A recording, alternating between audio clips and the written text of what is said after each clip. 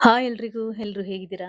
ಬನ್ನಿ ಇವತ್ತು ಬ್ರೇಕ್‌ಫಾಸ್ಟ್‌ಗಾಗ್ಲಿ ಅಥವಾ ಡಿನ್ನರ್‌ಗಾಗ್ಲಿ ಮಾಡ್ಕೊಳ್ಳೋಂಥ ಹೆಲ್ದಿಯಾಗಿ, ಟೇಸ್ಟಿಯಾಗಿ ಒಂದು ರೊಟ್ಟಿ ಮಾಡೋದು ಹೇಗೆ ಅಂತ ನೋಡ್ಕೊಂಬರೋಣ. ತುಂಬಾನೇ ರುಚಿಯಾಗಿರುತ್ತೆ, ಹಾಗೆ ಹೆಲ್ದಿಯಾಗಿ ಕೂಡ ಇರುತ್ತೆ. ಬನ್ನಿ ಈಗ ಅದಕ್ಕೆ ಮಾಡೋಕೆ ಏನೇನು ಬೇಕು ಅಂತ ನೋಡ್ಕೊಂಬರೋಣ. ಮೊದಲಿಗೆ ನೋಡಿ ಸ್ಟವ್ ಮೇಲೆ ಒಂದು ಪಾತ್ರೆನ ಇಟ್ಕೊಂಡು ಅದಕ್ಕೆ 1-2 ಸ್ಪೂನ್ ಆಗೋಷ್ಟು ಆಯಿಲ್‌ನ ಹಾಕ್ಕೊಂಡಿದ್ದೀನಿ. ಆಯಿಲ್ ಕಾದ ನಂತರ ಸಣ್ಣದಾಗಿ ಕಟ್ ಮಾಡಿರೋಂಥ ಈರುಳ್ಳಿ ಹಾಗೆ ಹಸಿಮೆಣಸಿನಕಾಯಿನ ಹಾಕ್ಕೊಂಡು ಒಂದು 50% ವರೆಗೂ ಚೆನ್ನಾಗಿ ಬಾಡಿಸ್ಕೋಬೇಕಾಗುತ್ತೆ. ಹಾಗೆ ತುರಿದಿರೋಂಥ ಕ್ಯಾರೆಟು ಹಾಗೆ ಸೋರೆಕಾಯಿ, ತುರಿದಿರೋಂಥ ಸೋರೆಕಾಯಿನ ಹಾಕ್ಕೊಂಡು ಹಸಿ ಸ್ಮೆಲ್ ಹೋಗೋವರೆಗೂ ಬಾಡಿಸ್ಕೋಬೇಕು.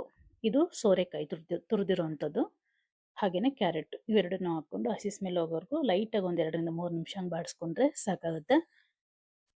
ಹಾಗೆ ಇದ್ರ ಜೊತೆಗೆ ಸಣ್ಣ ಕಟ್ ಮಾಡಿರೋಂಥ ಬ್ರೋಕ್ಲಿನ ಹಾಕ್ಕೊಳ್ತಿದ್ದೀನಿ. ಬ್ರೋಕ್ಲಿ ಹಾಕೋದ್ರಿಂದ ಟೇಸ್ಟಿಯಾಗೂ ಇರುತ್ತೆ, ಹಾಗೆ ಹೆಲ್ದಿಯಾಗೂ ಇರುತ್ತೆ. ಹಾಗಾಗಿ ಸಣ್ಣದಾಗಿ ಕಟ್ ಮಾಡಿ ಹಾಕ್ಕೊಳ್ತಾ ಇದ್ದೀನಿ. ಎಷ್ಟಾಗುತ್ತೋ ಅಷ್ಟು ಸಣ್ಣಗೆ ಕಟ್ ಮಾಡಿ ಹಾಕ್ಕೊಂಡು ಅದನ್ನು ಸಹ ನೋಡಿ ಈ ರೀತಿ ಚೆನ್ನಾಗಿ ಫ್ರೈ ಮಾಡಿಕೊಂಡು ನಂತರ ಇದನ್ನು ತಣ್ಣಗಾಗಕ್ಕೆ ಬಿಡಬೇಕು.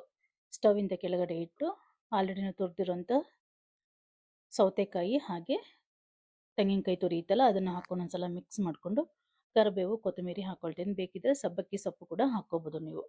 ಇದೆಲ್ಲ ನೀಟಾಗಿ ಒಂದ್ಸಲ ಮಿಕ್ಸ್ ಮಾಡ್ಕೊಂಡು ನಂತರ ಇದಕ್ಕೆ 1 ಕಪ್ಪು ರಾಗಿ ಹಿಟ್ಟು, ಹಾಗೆ ಅರ್ಧ ಕಪ್ ಆಗೋಷ್ಟು ಗೋಧಿ ಹಿಟ್ಟು, ಅರ್ಧ ಕಪ್ಪು ಜೋಳದ ಹಿಟ್ಟು, ಹಾಗೆ ಅದೇ ಕಪ್ಪಲ್ಲಿ ಅರ್ಧ ಕಪ್ ಆಗೋಷ್ಟು ಅಕ್ಕಿ ಹಿಟ್ಟು, 1/4 ಕಪ್ಪು ಕಡಲೆ ಹಿಟ್ಟು ಹಾಕ್ಕೊಳ್ತಿದ್ದೀನಿ.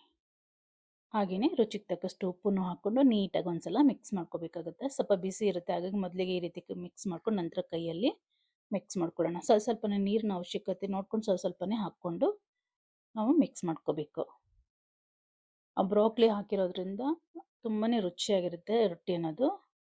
ಒಂದ್ಸಲ ಟ್ರೈ ಮಾಡಿ ನೋಡಿ. ಹಾಗೆ ಒಂದು 2-3 ಹಿಟ್ಟು ಮಿಕ್ಸ್ ಮಾಡಿದ್ದೀವಲ್ಲ, ಹಾಗಾಗಿ ತುಂಬಾ ರುಚಿಯಾಗಿರುತ್ತೆ, ಸಾಫ್ಟಾಗೂ ಕೂಡ ಬರುತ್ತೆ. ಇದಕ್ಕೆ ಬೆಣ್ಣೆ ಹಚ್ಕೊಂಡು ತಿನ್ನೋದ್ರಿಂದ ತುಂಬಾ ರುಚಿ ಇರುತ್ತೆ. ಈ ರೀತಿ ಸಿಂಪಲ್ ಆಗಿ ಟೇಸ್ಟಿಯಾಗಿ ಬ್ರೇಕ್ಫಾಸ್ಟ್ ಆಗಲಿ ಅಥವಾ ಡಿನ್ನರ್ಗಾಗಲಿ ಇದನ್ನು ಮಾಡ್ಕೋಬೋದು. ತುಂಬಾ ರುಚಿಯಾಗಿರುತ್ತೆ. ಒಂದ್ಸಲ ಮರಿದೆ ಟ್ರೈ ಮಾಡಿ ನೋಡಿ. ಈಗ ಹೆಂಚು ಕೂಡ ಬಿಸಿ ಆಗಿದೆ. ಬಿಸಿ ಆದಮೇಲೆ ನಾವು ತಟ್ಟಿಟ್ಕೊಂಡಿರೋಂಥ ರೊಟ್ಟಿನ ಹಾಕ್ಕೊಂಡು ಈ ರೀತಿ ಕಿತ್ತೋಗಂಗೆ ನೋಡಿಕೊಂಡು ನಿಧಾನವಾಗಿ ನಾವು ಇದನ್ನ ಬಿಡಿಸ್ಕೊಂಡು ನಂತರ ಇದಕ್ಕೆ ಸ್ವಲ್ಪ ಬೆಣ್ಣೆನ ತುಪ್ಪನ ಹಚ್ಚಿ ಸ್ವಲ್ಪ ಹೊತ್ತು ಬೇಯಲಿಕ್ಕೆ ಬಿಡಬೇಕು. ನಂತರ ಎರಡೂ ಕಡೆನೂ ಚೆನ್ನಾಗಿ ಬೇಯಿಸ್ಕೊಂಡು ನಂತರ ಇದಕ್ಕೆ ಸ್ವಲ್ಪ ಬೆಣ್ಣೆ ಹಚ್ಕೊಂಡ್ರೆ ನಿಮಗೆ ಟೇಸ್ಟಿಯಾಗಿರೋಂಥ ರೊಟ್ಟಿ ರೆಡಿ ಆಗುತ್ತೆ.